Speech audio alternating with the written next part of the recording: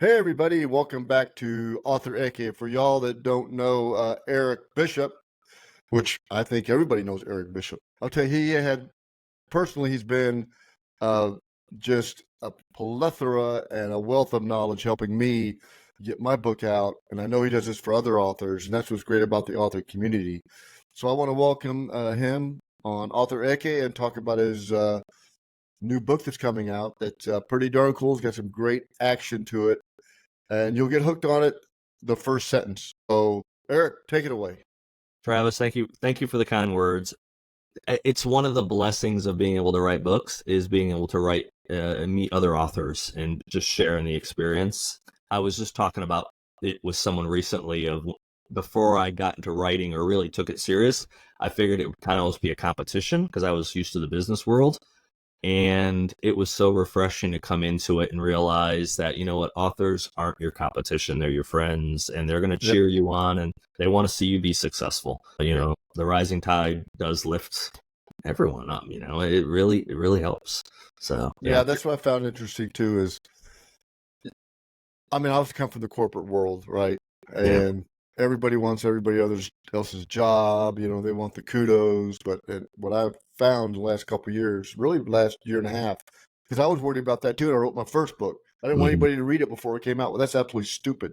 Right. I mean, that is just ridiculous. So, and then read, you know, through the social media and stuff and talking to everybody and met a lot of great people and everybody's willing to help one another. And that's why I do the podcast, because I want to be able to help either new authors or established authors or whatever, trying to get their book out, their message, or no matter what really they write. Yep. We talked about it real quickly, briefly. I literally came from just filming an episode of the podcast I host, and from straight on to then talk with you.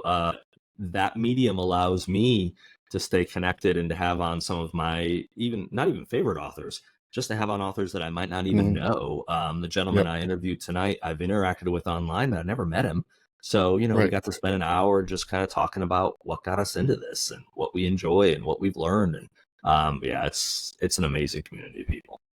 Yeah, it is. So tell us about your book. You know, I've been hawking this book for a long time. So this is the lesson to everybody listening. Don't count your chickens before they hatch. So I thought Breach of Trust, which is the follow-up to my debut, I got both of them back there, but The Body Man came out in the end of 2021. And I figured Breach of Trust would come out, if not the end of 22, sometime in 23. And, you know, then all good plans fall apart sometimes. This was one of them. But some things happened. Things happened with the publisher. Life happened, and it gave me more time to really make a better story. So at the end, it became a blessing instead of any bit of a curse or anything. But yeah, so Breach of Trust is the follow-up to The Body Man, and it pretty well where The Body Man ends. Breach of Trust, there's a little bit of a gap, and it's explained, but it kind of picks up right after that, and the characters are having a little fun. So we'll go a little global this time. So we're the Body Man. The Body Man has his own private jet. You know, he gets to burn some fossil fuel this time and go around the world. Everybody should. Everyone should have a private jet, especially when Uncle Sam's paying for it. I mean, shoot. Heck yeah, that's our tax dollars. Oh, tell us about Breach of Trust a little bit and how it works into The Body Man and how because I think one thing people that I've written, you know, a 2-book series, writing a third, maybe I haven't decided yet, that how much of the characters do you want to reintroduce in the second book? So you don't give the readers that read the first book, like, oh, you know, turn a page. Correct. For me, the hard part and what I had to be careful with was I had gone into fairly specific detail in The Body Man about the role, the role that Nick Jordan has, who is the Body Man in the White House. And I didn't want to reinvent that in the second book and go into all the nitty gritty. But at the same time, I needed to go in and explain what the role did, because people that don't read The Body Man, I couldn't have them not know what was happening. Yes. So I had to be creative in And what I ended up doing in one of the chapters was I let it be a discussion between a couple of the characters of this is the body man role, because I had to introduce to a new character, like, well, what is this role? You're called the body man. What is that? And so the body Right. man gets to explain, and he even says some stuff in Breach of Trust that's not explained in the body man. So it's a way of segueing what the role does Mm-hmm. for the new character without having to just, like you said, put it all out there again, and people that Yeah. have read the first book be like, we already know this, we don't want to hear this again. So Yeah. So were you as fulfilled writing the second one as you were the first one, or were you excited?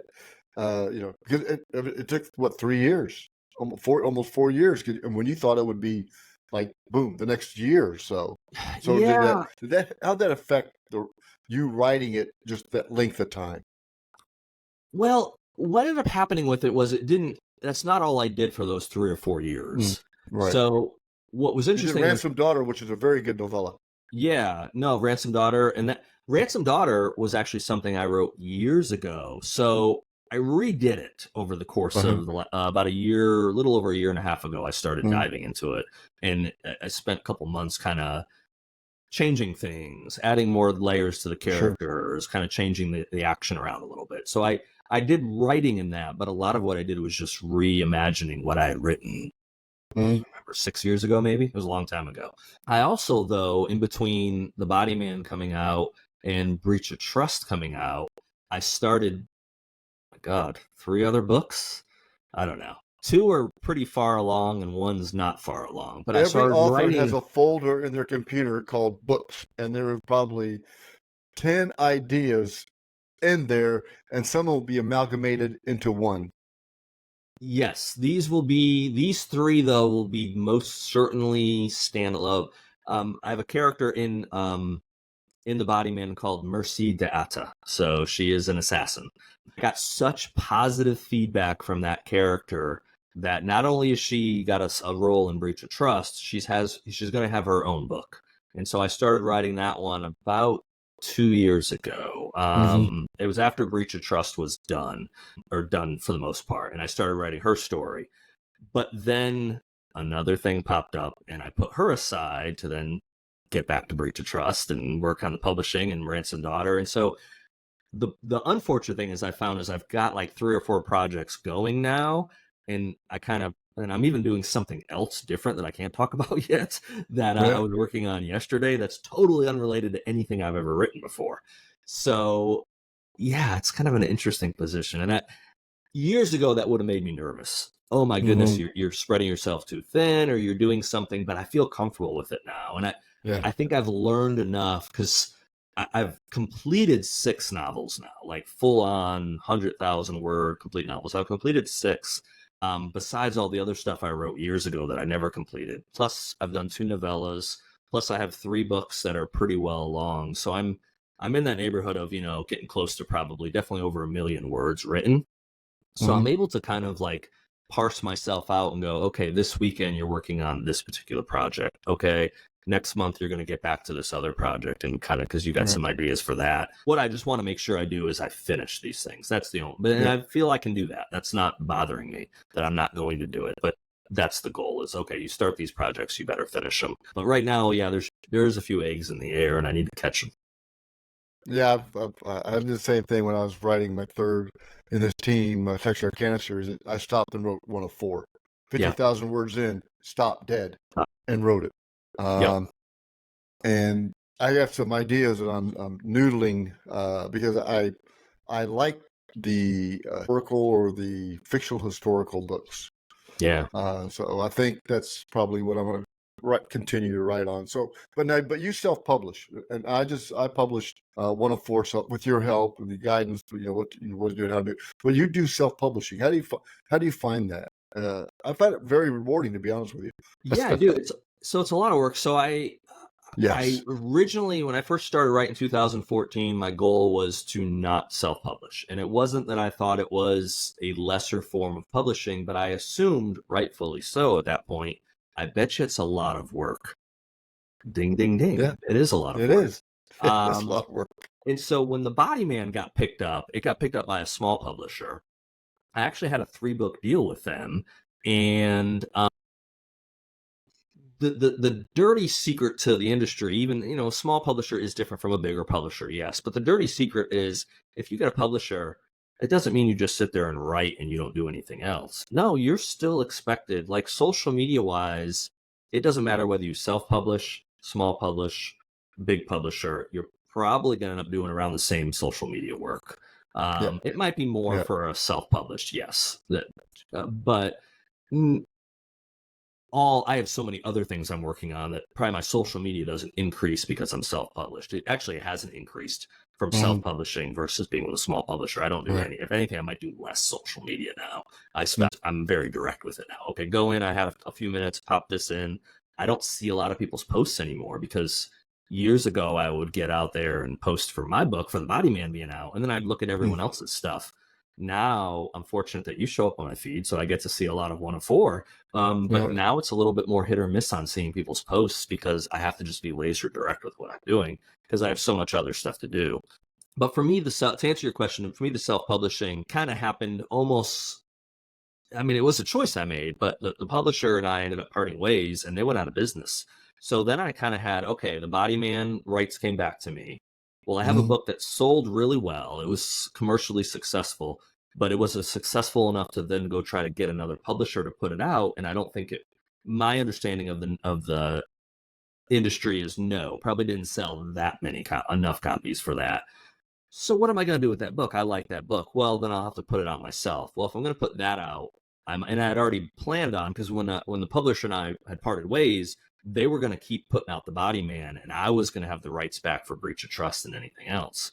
So I was going to put Breach of Trust out on my own, because I didn't want to have a small publisher having one book. I knew a big publisher wouldn't be interested in a series if they didn't have the whole series. So I got things in the work, like putting Ransom Daughter out was practice for me to put out Breach of Trust. Well, then with all that steps happening, the publisher said, hey, I'm going out of business. You get the rights back to The Body Man. Okay, that's better for me, actually, because now I can put The Body Man out with a new cover. I can do it my way, put it under my brand, and then I don't have to give away any more of the money.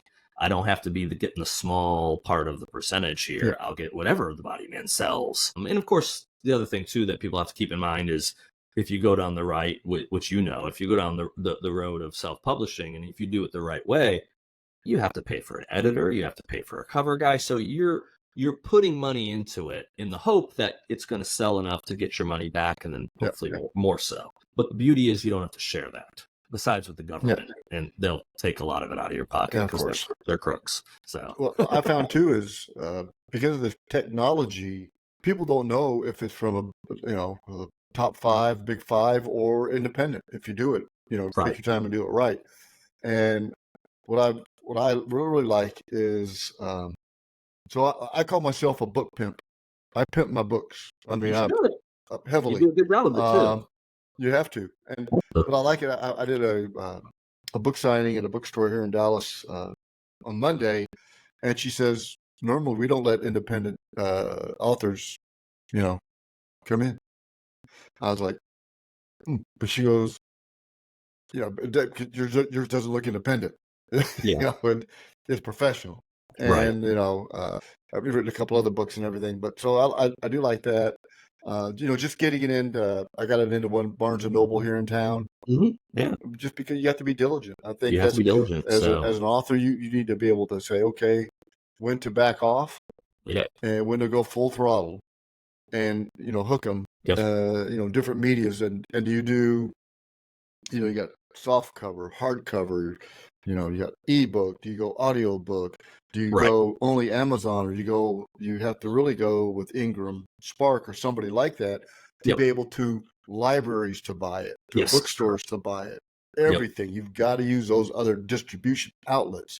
So I've got all of them on Amazon, and in Ingram Spark, I got all of them, but the audio book. Ebook, everything through Ingram Spark, and they're doing well there. So they're selling in both places. Which I haven't figured out how people find me on Ingram Spark, but they're selling. Well, they won't. So I was going to show you this one thing when you mentioned that, because we use some of the same people.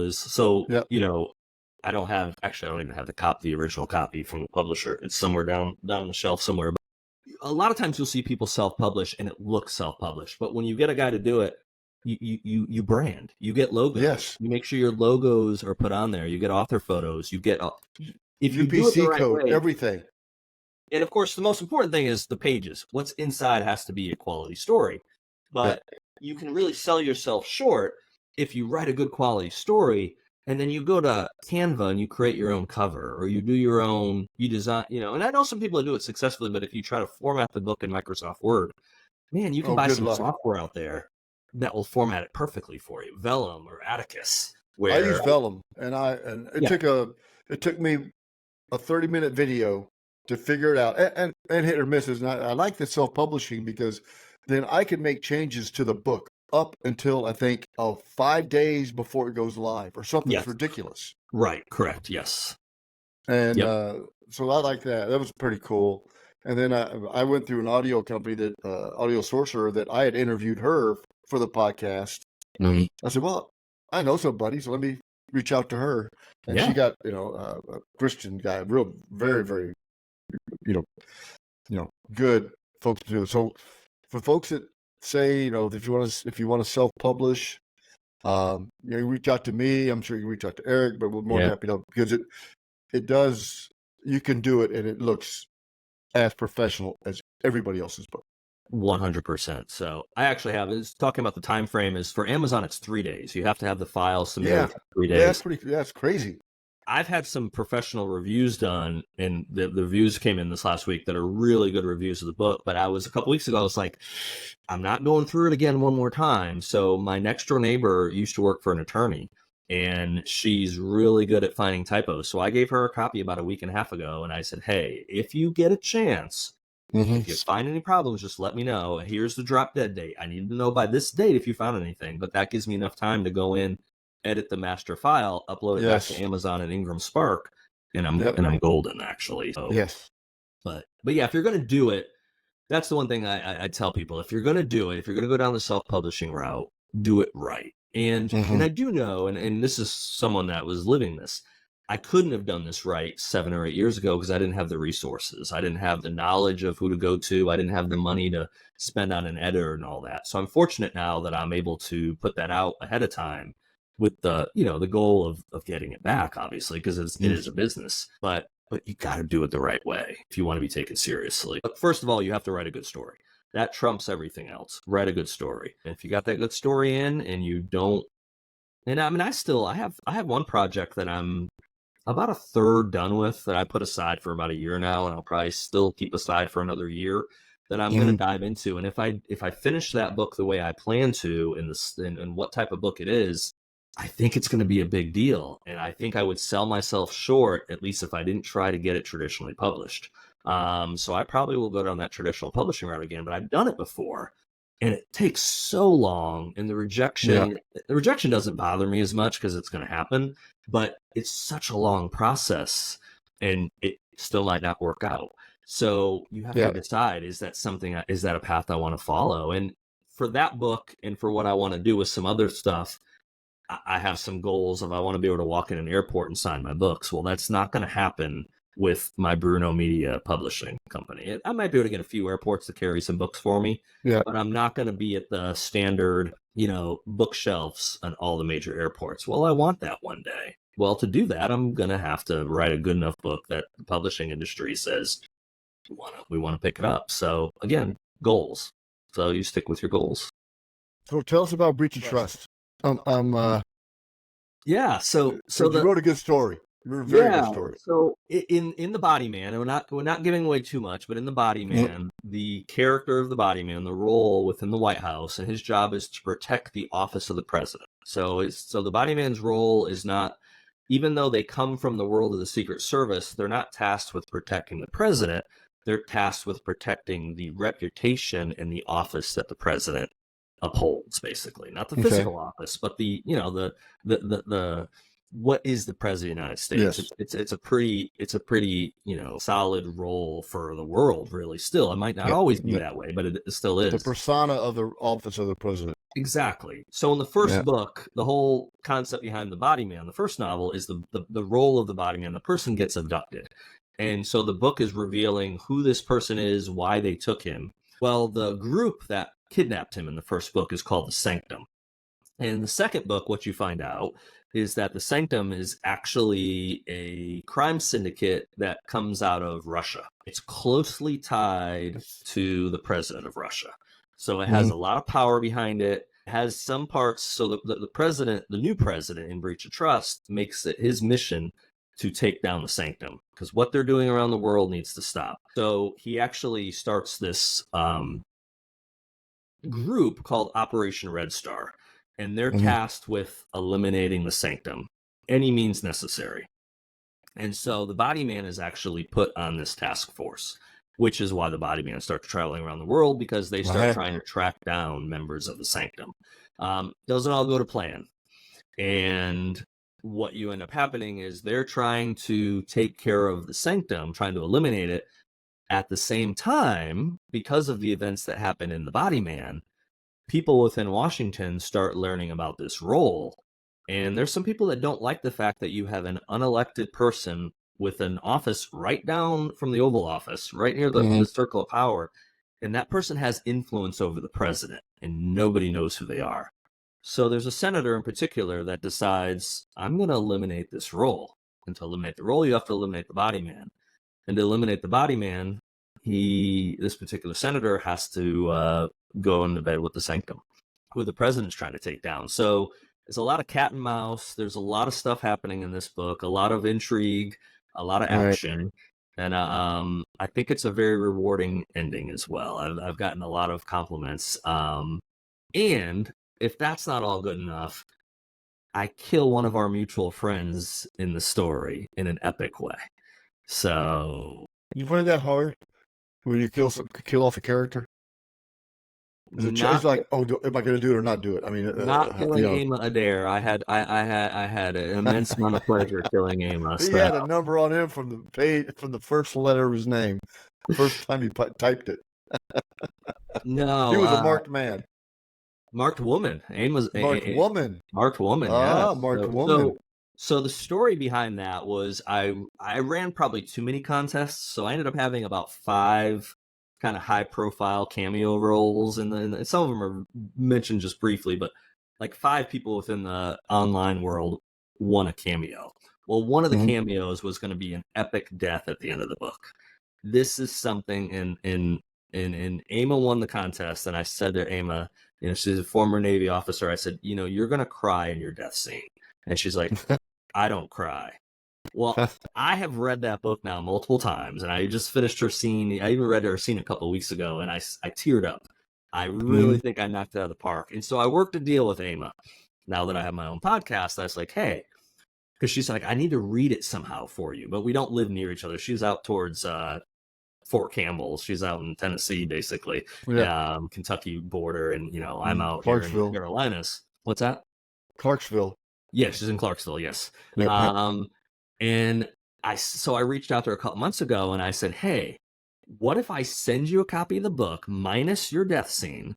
You understand the story, and then you read your death scene on my podcast. Oh, wow, cool. So we haven't filmed it yet. I sent her the book last week, and being the nice gentleman I am, not only did I tear the pages out, but I sealed them up with a wax seal and told her that, upon punishment, you can't open this until we're on the podcast. You have to break the seal in front of me. So cool. Here's where it might fall apart, Travis. She might not cry, or she might not like how I killed her. So my backup plan on that is we'll just cut that part out of the podcast. Editing, of course.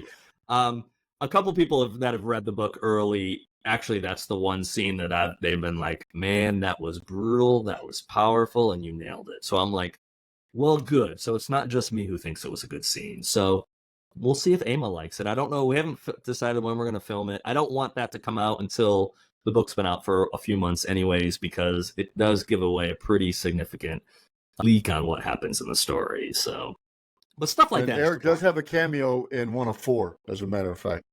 So Eric is in Yes, sir. one of four, Yes, sir. which is And probably only four names. I think there's five names in the book. I think yeah, yours and Jeff Circle is one of them, mhm. or And I'm two of honored them. to be one of them. And that's Yeah. such a, So from a writer's perspective, that's such a, the first person that put me in a book was Donnie J, who actually, he has a book coming out this summer. And he put me in a book, man, it was probably like 5, 6 years ago now. It was a while ago.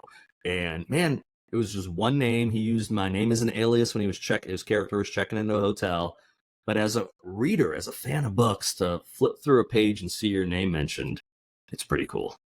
yeah, It's a pretty fun that's pretty. experience. So Yep. I'm always honored. And then just even, I don't know if you feel the same way as well, but for me, one of the coolest parts and what I really enjoyed, and I just wrote them, I just touched them up the other day a little bit. I wrote most of them back in April.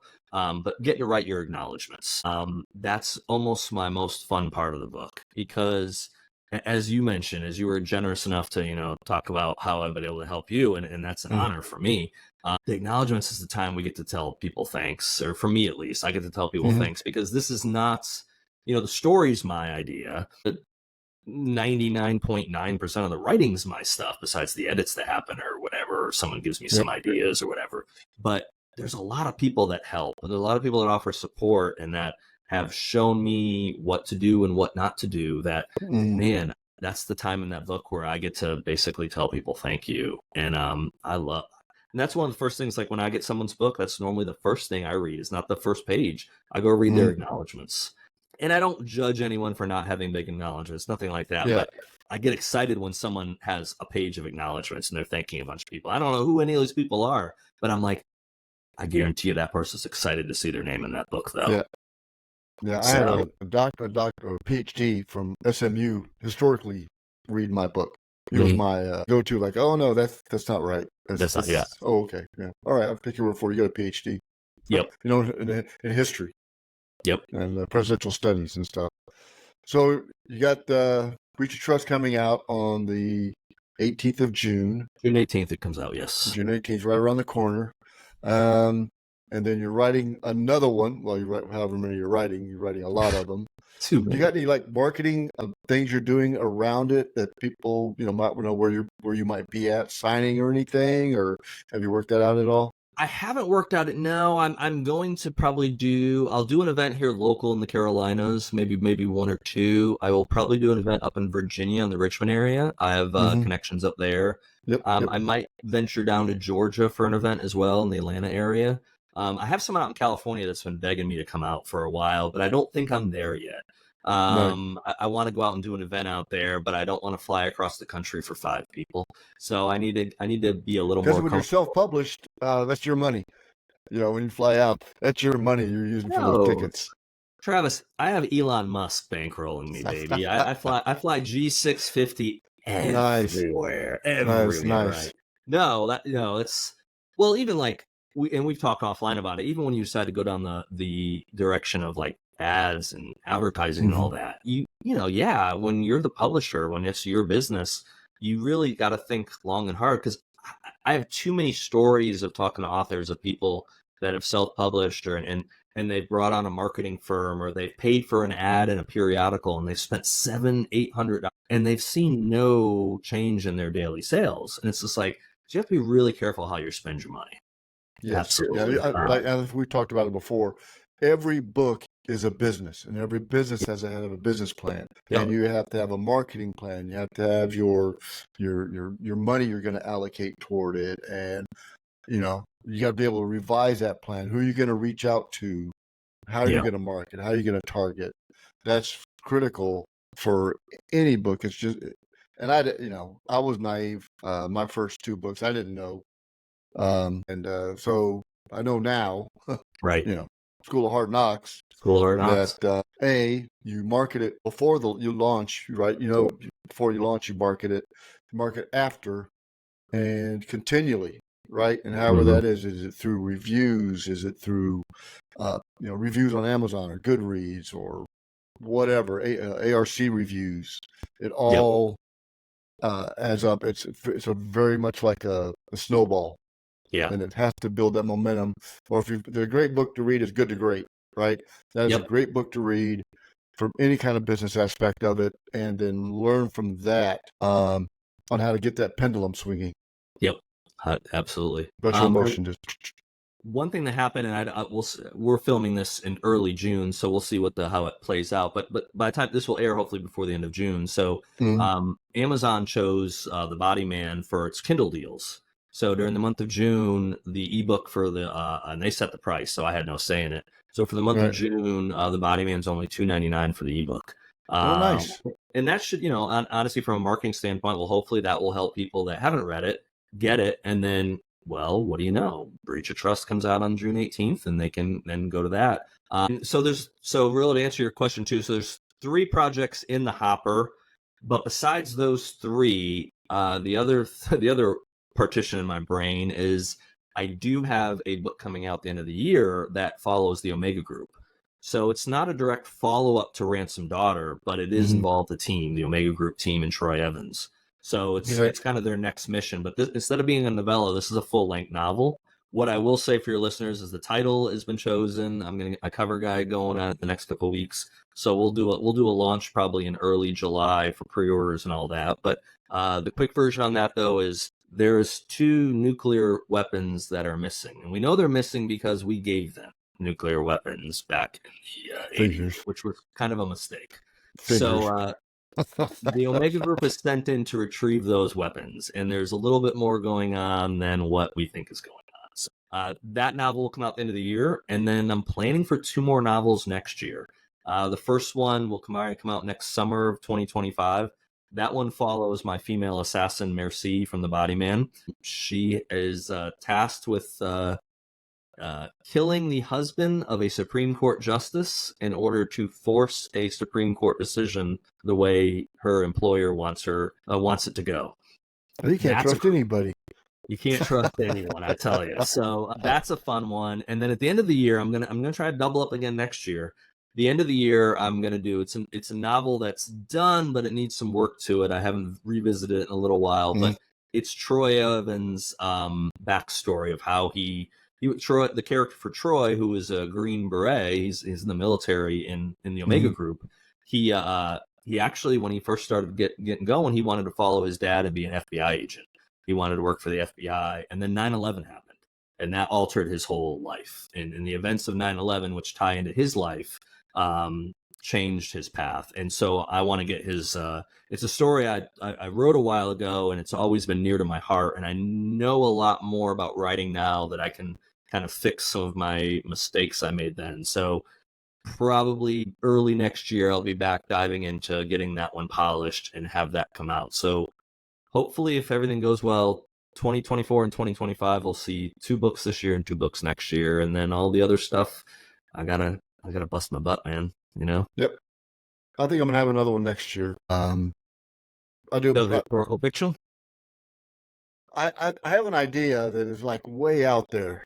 But I just briefly discussed it with a couple people, and they're like, "That's kind of cool." So, and I ran another one by my son today, who's pretty good with figuring out if that's a good idea or not. Yeah. So, I got a couple ideas I'm noodling, and I think they're both going to be probably around.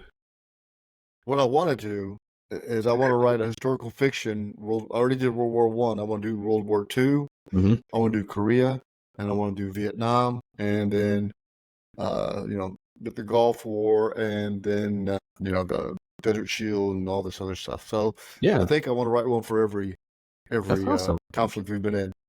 That's awesome. So follow your passion, my friend. Follow your passion. Yeah, it's interesting. I learn stuff all the time. Yeah. Well, I would say what you learn from it. We get, as writers, we get so much out of the process. And then I was just telling someone about it recently. And then, our time on Earth will end at some point. We get to leave something behind. And you're leaving something behind anyways. Something about leaving a book behind is, your grandkids or your great-grandkids or whatever, cousins, nephews, nieces, all these people. When you're long gone, they can pick up a book that, Grandpa Davis wrote, and they'll know something about you by reading your story. the power behind that is pretty amazing. Always good talking to you, Travis. Yes, thank you very much. Yeah, people can Amazon, breach of trust, body man, one of those two words will get you to me. I also have a website, ericpbishop.com. Think of the either the apostle or the beetle. P stands for Paul, ericpbishop.com. So I see you, but you're not moving. Okay. Yeah, so you want me to come all the way out? Okay. No problem. Yeah, no. You're okay. Am I frozen? I'm okay.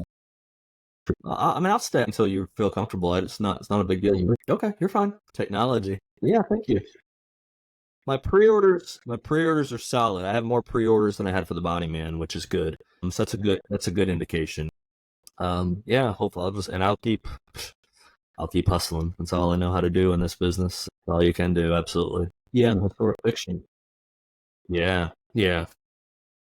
Well, that will honestly, you'll see that really be beneficial if you get to the point where you do have multiple ones out there, especially with Kindle Unlimited. Everyone I've talked to, I have the Body Man out under Kindle Unlimited, and then Ransom Daughter's out. Ransom Daughter gets a small amount of reads and sales. The Body Man is the vast majority of it. But supposedly with Kindle Unlimited, if you have multiple out there, because if someone reads that first one, they like it, they're going to go read the second one because it's free. It doesn't cost them anything.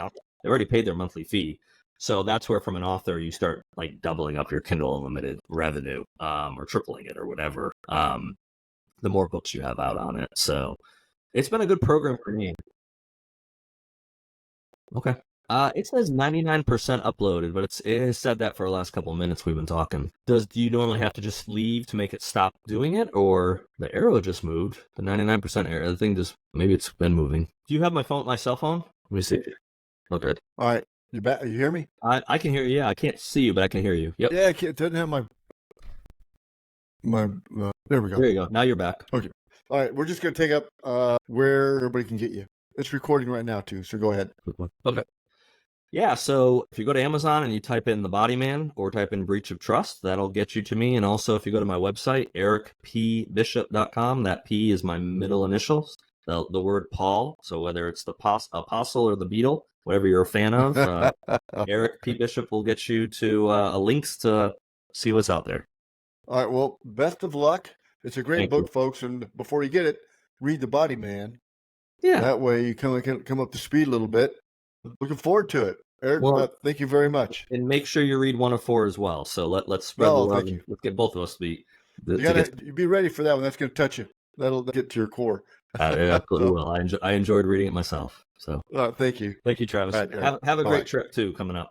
Yep, you bet. Thanks.